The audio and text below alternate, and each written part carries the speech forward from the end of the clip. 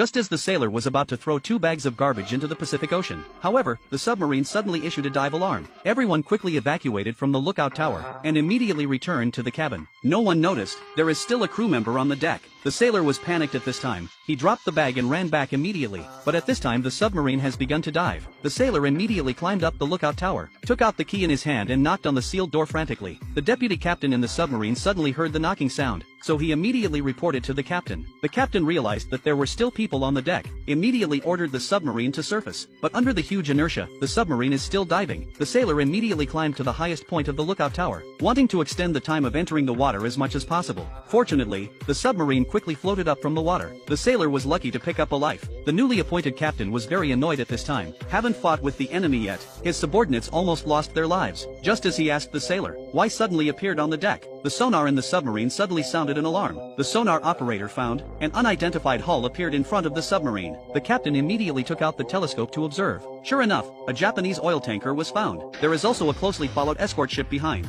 Faced with this situation where the enemy is more and I am less, the best thing for the submarine is to immediately adjust the course and stay away from the other party. But the experienced captain decided to knock them down. Immediately ordered his subordinates to launch torpedoes at the oil tanker. A few seconds later, the Japanese oil tanker turned into a pile of garbage and a loud noise. Their arrogant behavior immediately annoyed the Japanese escort ship. The Japanese captain immediately ordered an attack on the submarine. Then all the gun muzzles aimed at the direction of the submarine and accelerated towards the submarine. All the crew members in the submarine began to get nervous, prepare to meet the end of life. But at this time the captain issued a crazy order. Actually let the submarine turn around. Head-to-head rushed to the Japanese escort ship. The crew members were stunned by the captain's crazy idea, but they still quickly turned around, straight towards the enemy's escort ship. Unexpectedly, the next second, a more dangerous situation occurred.